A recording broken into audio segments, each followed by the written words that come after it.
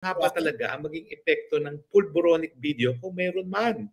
Well, mga listeners at mga viewers, hindi ko po sinasabi na meron. Sa katunayan, nung tinanong ko si Presidente Duterte kung nakita niya yung pulboronic video, sabi niya, ay, binibigyan ako ng kopya, hinindian ko.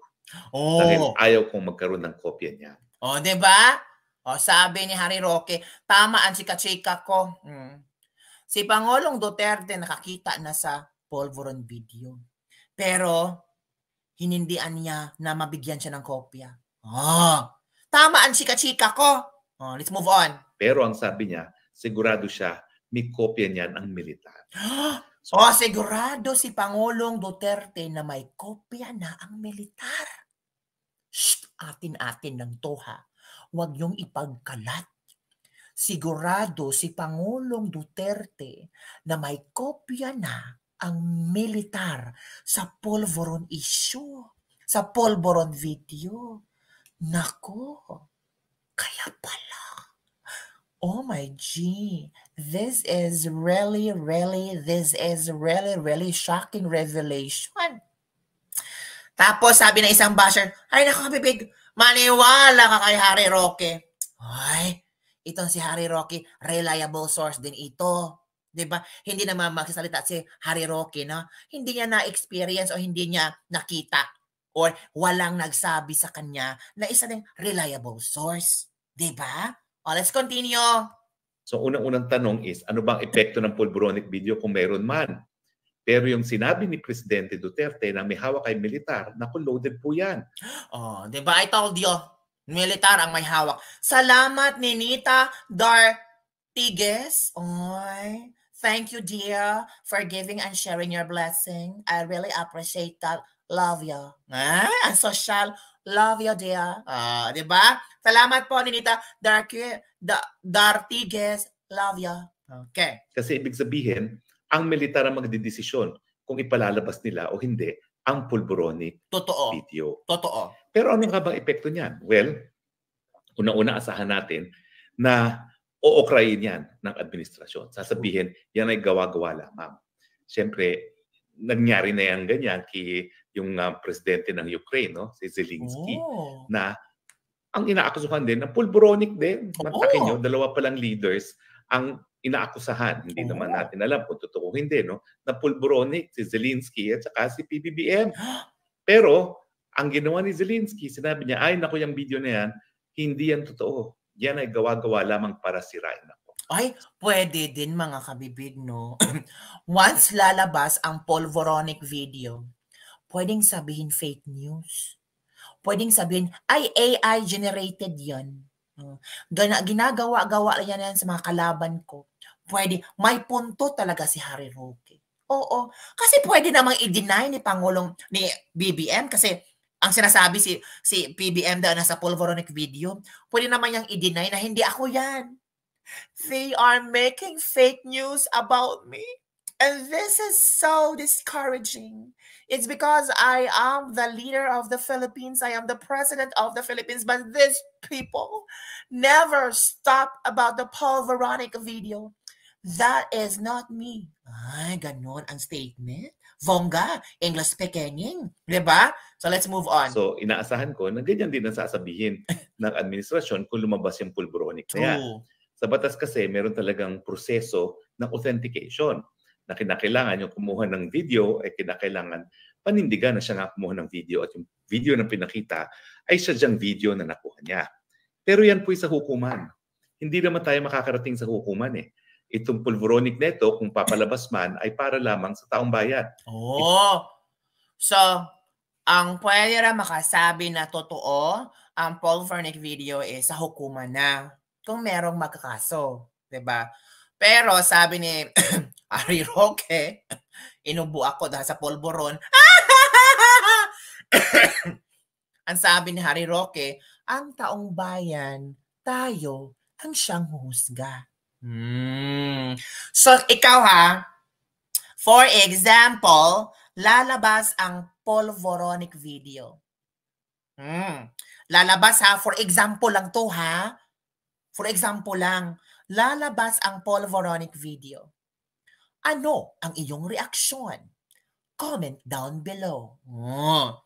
Kung lalabas bukas ang Paul Veronic video, kasi nararamdaman ko sa aking bulang kristal na may maglalabas ng Paul Veronic video, ano ang iyong reaction? I want you to comment below your reaction about the Paul Veronic video. Now na. Okay, let's continue. Ito, taong bayan maghuhusga. Hindi ito governed by the rules of court. Ito ay governed by the court of public opinion. Bakit parang gumagalaw yung aking ulo ngayon dito sa ating broadcast, no? Anyway, so ano sa tingin ko epekto? Well, ang epekto po niyan ay ganito. Masasyak ang taong bayan. Of course, masyak talaga. Bagamat lumalabas nga yung chismis na merong pulboronic, karamihan, gaya ko, ayaw maniwala. So pag lumabas ang video na yan ay patunay na abay, meron ang katotohanan yung mga sinasabi ng mga gaya ni Maharlika na alam naman natin na napakalapit kay PBBM bago sila nagkaroon ng falling out. Correct. Alam mo, masakit yung nangyari sa gaya ni Maharlika kay PBBM. Kasi the closer you are, the more that you know about them. Correct. I agree with you, Harry Roque. Kung meron talagang lalabas na Paul Veronic video, ay doon na tayo maniwala, no? Oo. Kahit sabihin nilang AI generated yung video, basta merong Paul Veronic video. So anong gagawin nyo? Sabi ni Amazing, people power daw. Na people power? Nako, delikado yung pag may people power. May aalis, may iitsaplok, di ba? Ang sabi naman ng iba, 101% ang Paul Veronic video, baka ngayong Abril. Hay! Sabi ni Pusang Bundok, baka ngayong Abril ay may pahintulot ng ilabas dahil hirap na ang taong bayan kapag mag-rally pa dahil pinagbawal na ang pag-rally. Kaya ito na ang dahilan para ilabas. Halaka! Next month daw ko, no, sabi ni Pusang Bundok na ilalabas na ang Paul Veronic video. Hoy! Huwag kayong mawawala, ha? Sa Paul Veronic video. Kailangan mag-trending yan. Kailangan mag-trending ang Paul Veronic video. Sino kaya ang main star? Ay? Sino kaya ang bida? At sino ang supporting bida? Ay, malalaman natin yan sa paglalabas ng Paul Veronic video. Brought to you by... Ay, nako, let's continue.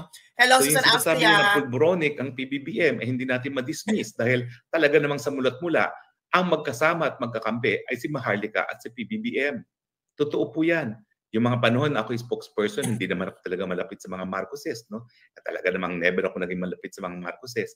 Pero noon pa mga panahon na yon, kilala ko si Maharlika bilang talagang loyalist. Kaya nga ngayon, paray ang birada niya kay PBBM. Naku, kung ako si PBBM, ako talaga'y manliliit. Kasi totoo. Away mo na ang dati mo ng kaaway, dahil kapag kaaway mo naman, hindi niya alam ang mga sikreto mo. Totoo. Pero kung ito'y kakampi mo, ako, masakit yan dahil baka ilabas nga ang katotohanan. True. Pero kanina, napakinggan ko naman si Maharlika. For the first time, nakita rin niya. At ang sabi din niya, lalabas yan sa takdang panahon. Ay, so marami na talaga nakakita sa Paul Veronic video. At lalabas siya sa takdang panahon. Sabi ni Pusang Bundok sa ano daw? Sa Abril. Naku, kung mangyayari yan, malaking gulo.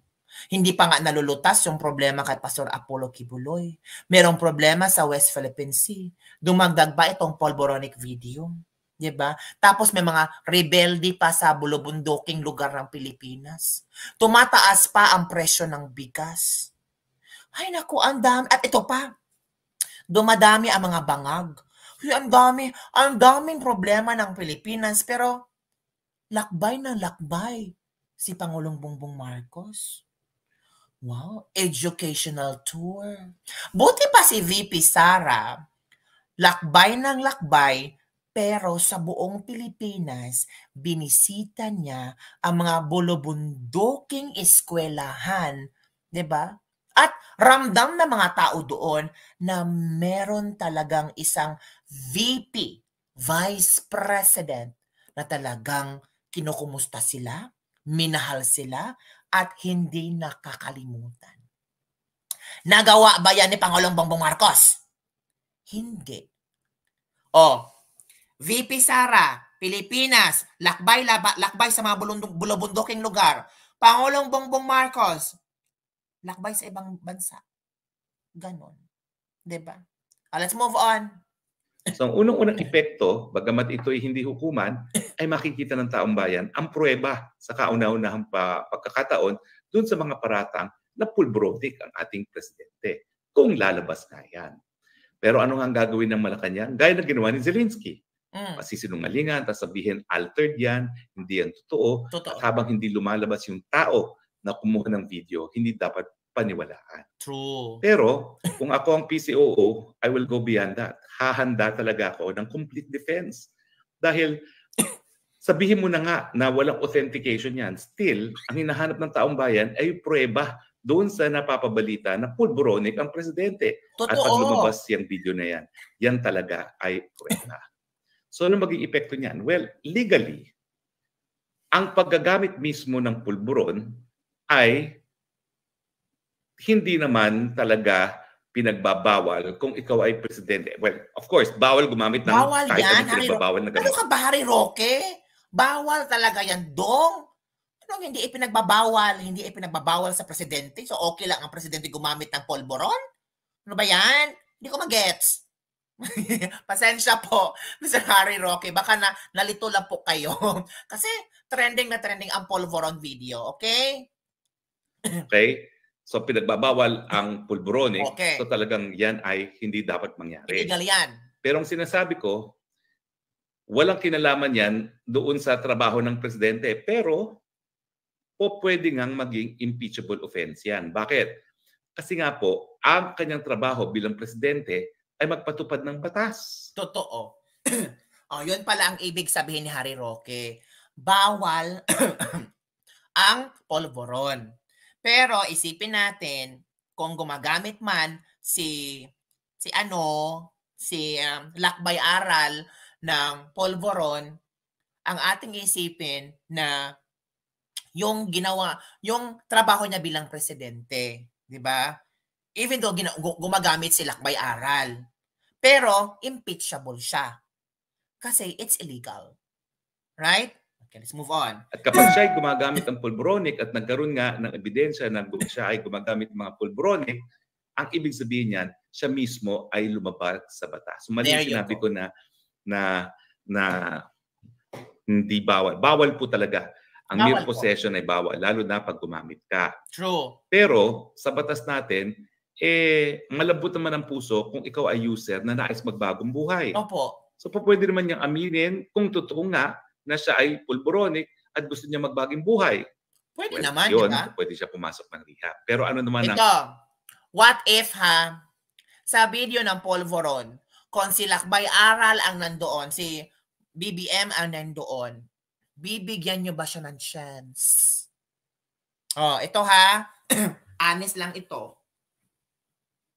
Honest lang ito kung lalabas ang polvoron video at makita natin na si Pangulo ang nandoon sa video, bibigyan niyo ba siya ng chance? Chance na magpaliwanag ng bibig? Or chance na linisin ang kanyang sarili? Or chance na magparehab? Kayo na ang bahala.